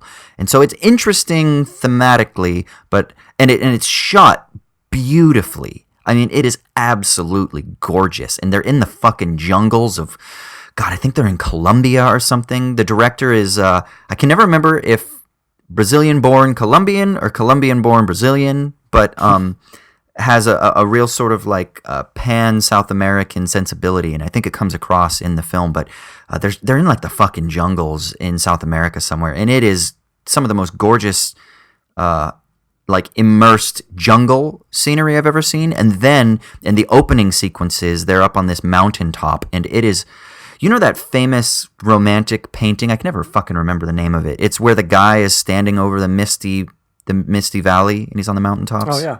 What's it called? Fuck. It's a Caspar David Friedrich painting, I think, right? Yeah. Like The Wanderer or something? Something like that. It's got a lot of that type of vibe to it, like looking into the sublime, just the expanse of nature kind of thing. So it's absolutely gorgeous, but it was still my least favorite of the 5 that I saw, because I think it was a little bit try hard, and some of it I felt like I probably missed out on, even though I talked with a couple of Peruvian friends and said, is there stuff that I missed in the South American context that you guys would kind of help me out on? And even after talking with them, it still kind of didn't alleviate some of the kind of maybe limitations that I saw in the film, but still good. I would go see it. Then I would say the documentary on what's his face, on Thomas Piketty's book Capital in the 21st Century. If you're interested in economics and the history of economic inequality, how capitalism operates from a more sort of center-left perspective, I would say the documentary is going to be a very useful resource. It'll probably be on Netflix, I would imagine. It kind of just screamed to me Netflix documentary when I watched it. Not in a bad way. It's actually formally kind of interesting as well, but it wasn't like mind-blowing. And then I think that some of the inherent theoretical limitations of Piketty's approach to analyzing capitalism are obviously translated into this film. But nevertheless, I think it's an important piece. And I think for people who aren't invested as much in economic literature and sort of left concerns with analyzing capitalism, that it won't rub them in a wrong way, in the same way that it might for other people who are more invested in more Marxist critiques of political economy. But nevertheless, I think that if you're interested in inequality, if you're interested in the history of capitalist development from, let's say, the French Revolution onward, it's a very informative film, and I think it's going to be a valuable teaching tool, especially for educators, and then just for people, like I said, who aren't as already immersed in that type of language. And then the third ranked film for me would be Bacurau. Now, Bacurau was the Palme d'Or winner, and was the jury prize winner at Cannes, and it has been getting heaps and heaps and heaps of praise. And it is a very strange cross-genre film. It is part Western, like part spaghetti Western, part sci-fi, and it has splashes of magical realism thrown throughout. And so when you sell it like that, it sounds super interesting. And I think when I think about the film afterwards, I think it's brilliant. But some of the things fell really flat to me. In particular, the American actors, or let's just say the English-speaking actors, because not everyone was American. The English-speaking actors were really, I thought, bad. Like, really bad. And a lot of their scenes were overly expositional, paced a bit slow, and they seemed to not fit the pacing and the intensity or magnitude of the rest of the film, which I think is really, really fucking interesting. And I don't want to give away too much, but the film also is a sort of allegory, and it talks about the influence of like manifest destiny and the cowboy spirit, right? It's a spaghetti Western, but it's a sort of revisionist Western or a post-Western in the spirit of, you know, something like a Django or something like an Unforgiven that's kind of taking the old tropes of the classic Western and then inverting them and problematizing them. No longer is it the good guys of the white hats and the bad guys of the black hats, or the good guys that are the cowboys or the cavalry and the bad guys are the Native Americans or whatever, but it inverts that, and it's a sort of, it speaks from the perspective of, let's say, the indigenous, for lack of a better word, even though that's not quite right because it's not indigenous communities, but it is from the perspective of the non-imperial power, the non-colonial power, right? And so it's very interesting, and it kind of then has a very interesting sort of revolutionary kind of ending at the end. I think there's some really interesting themes, but I just got snapped out of it a few times because of poor acting and some stilted dialogue. Nevertheless, a little higher on it now than you did right after you saw it, though. Is that accurate? Yeah, you know what's funny? It's one of those films that, upon reflection, it's I'm starting to see his intent in mixing the genres. I find to be far more interesting now upon reflection, and I'm less peeved at the bad acting. But when I was watching it, I was sitting there in my seat and I found myself squirming. Like, there's one scene in particular where it's all these English-speaking actors, many of whom are American, but they're sitting around talking, and I was like, this is bad, man. Like, just it was slow and just so heavy-handed expositionally that I just it just made me so uncomfortable. And maybe that was the point, to make you feel uncomfortable. But there's a way, I don't know. I didn't think so, because bad acting I don't think is ever the point. Unless it's a type of, like, they're trying to intentionally do over the top acting, like Nick Cage sometimes does, where you know it's intentional, right? Like in Vampire's Kiss, or Arnold, dude, like Commando. I just think he's not a good actor, dude. I don't think it's intentional. Yeah, he's a bad actor. I think he's hired in that movie to be a bad actor. Oh yeah. So that's one way of saying it. And then I think from the performance perspective, that Nick Cage is trying to, like in Mandy, he said he was mimicking like kabuki theater masks with some of the faces that he was doing. So there's an intentional. It's not bad acting, but it's over dramatic, right? But when you're a bad actor and you're over dramatic, or you're a bad actor and you're not fitting within the rhythms or the musicality of the scene, I don't think that's. I don't know. It's very difficult for me to find that as being a valuable contribution to the rest of the film, especially when the rest of the film was so, I think, well shot, well paced, and well acted. So, but anyway, I would say go see it. Go see it. I think it's really interesting, and the way that he weaves the genres together is really quite remarkable. The second best film that I saw was Parasite, which means my favorite film of the fest was actually Angelo. Now, I'll talk a little bit about Angelo, but I'll just say that I wrote a review up on the owlsatdawn.com website. You can go to our blog. We don't blog that frequently, but, you know, a few pieces come out every couple months, and this is one that I just couldn't stop thinking about the film. and I had to write a review. So I won't say too much now just because I think I said everything in that review, but it was my favorite film. I don't think it's the best film. Parasite is the best film, and I'll explain what I mean in a second. But Angelo was my favorite film from the festival. I think it was absolutely remarkable. Go see it. It is a Swiss filmmaker, and it's in French and Swiss German, but it's just an absolutely remarkable story. Sort of based on a true story, based on an historical figure, a guy named Angelo Solomon, but it definitely is a unique piece in its own right. And then if you want to read my review is filled with spoilers, so if you're okay with spoiling it, go check it out. But I want to talk about Parasite for a second. You like Bong Joon-ho, yeah? Huge fan. Huge fan. I think Parasite's one of the better films I've seen in a long time. It is absolutely remarkable, and no spoilers here, but it's a story about a family in Korea that is fallen on some hard times and does what it takes to overcome some of their financial precarity.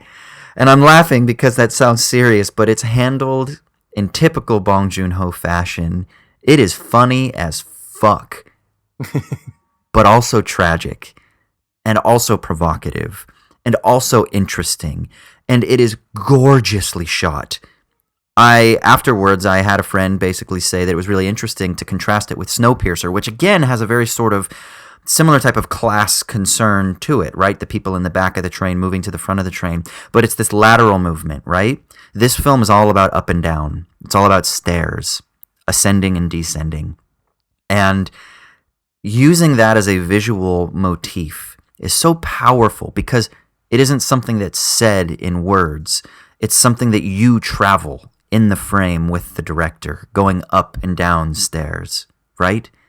Going in and out of rooms, down hallways, into basements, down into parts of the city, up to other parts of the sort of richer parts of the city. It's this lovely visual way of exploring something that could have been handled in a very cheap sense, an expositional sense that just tells you those are the rich people up on top of the hill and we're the poor people down here in the basement. You know, like you don't need to say that. And you are just brought into that world and you experience the ascent and the descents along with the characters on screen.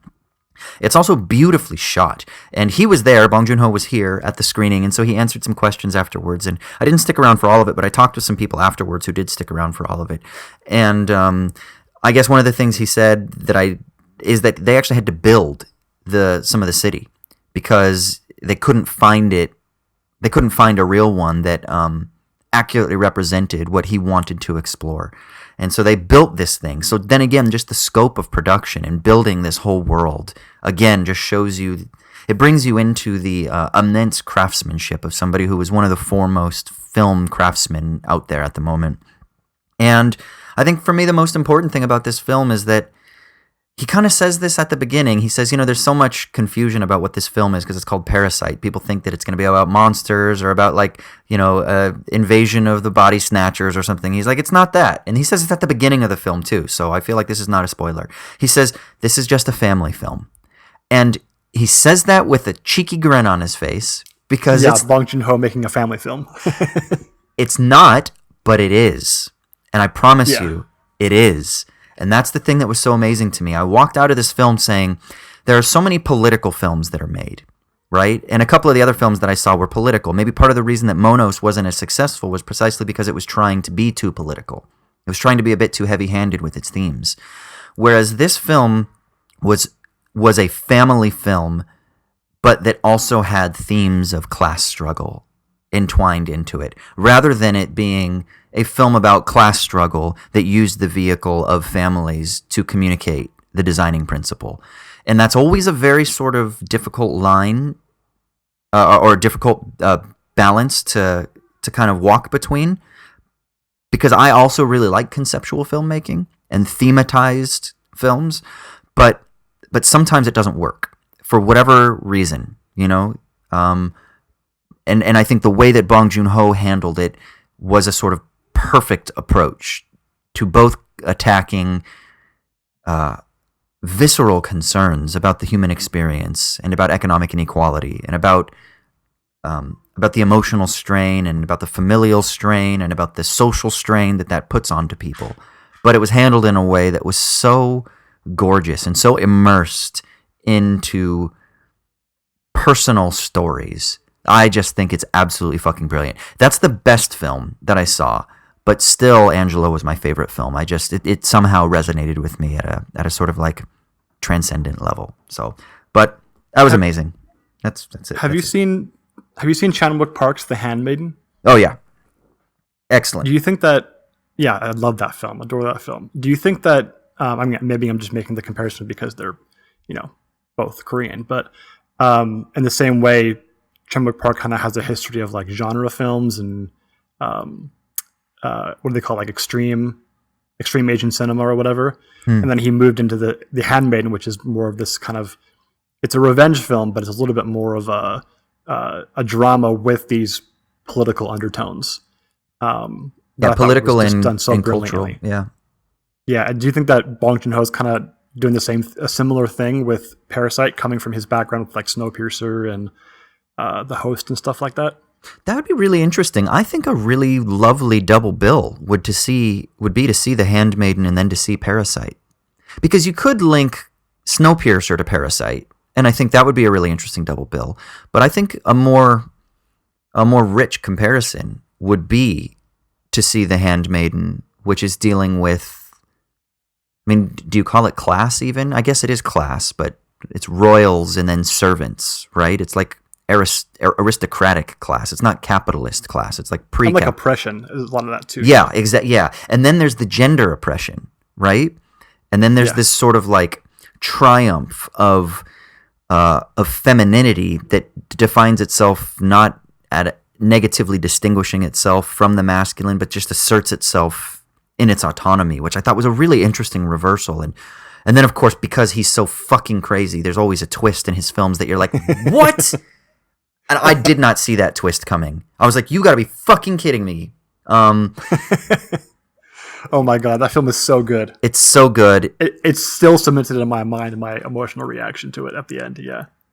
This film, Parasite, it has some twists. It has some reveals that are definitely gonna be like, oh shit.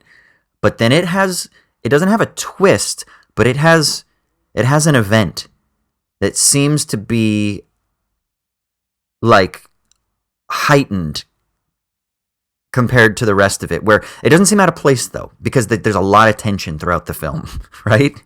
There's a lot of discomfort, but it's a weird kind of playful discomfort sometimes, like somebody hiding because they don't want someone to find them, and then they almost find them kind of stuff.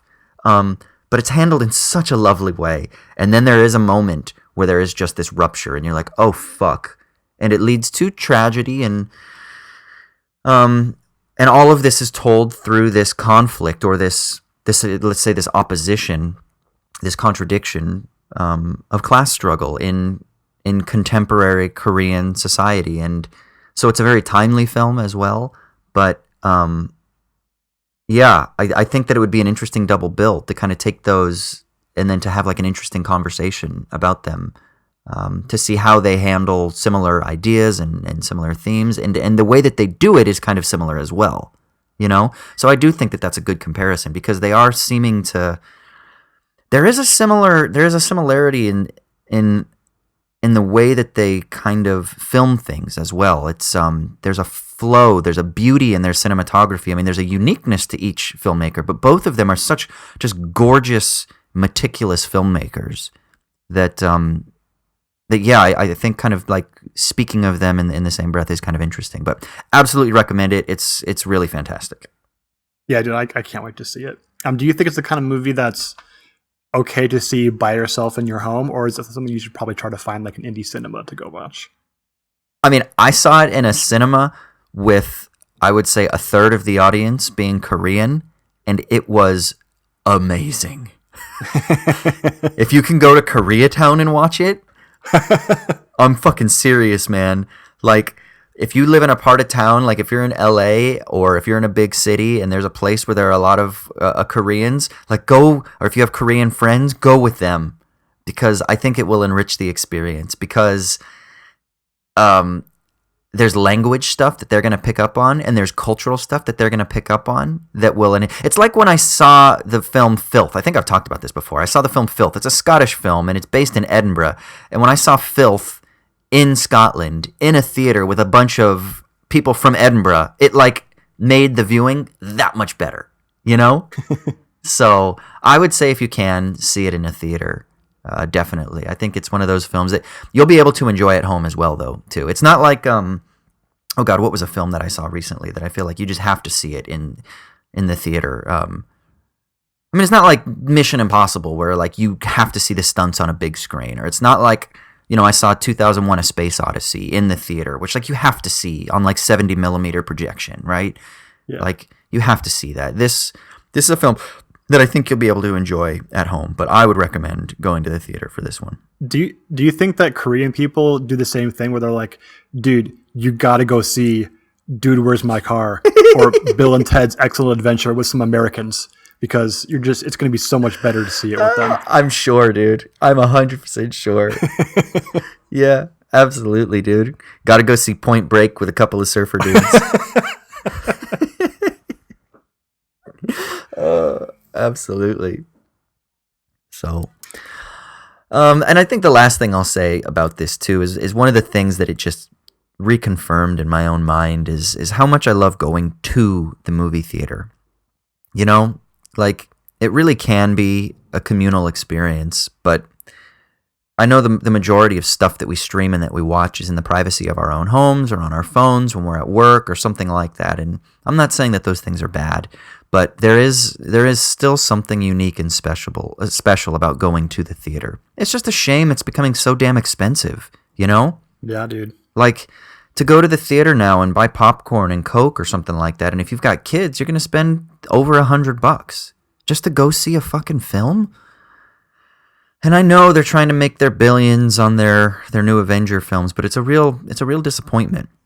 And then, of course, the solution is, but don't worry, you can stream stuff at home for really cheap. But then that takes away the communal experience. It's almost like they're restricting the supply of sociality by raising the rates, you know? And that restricts a certain element of the social. It's this weird kind of like, parasitic system where why don't adventure films cost $50 and then these indie films cost $5?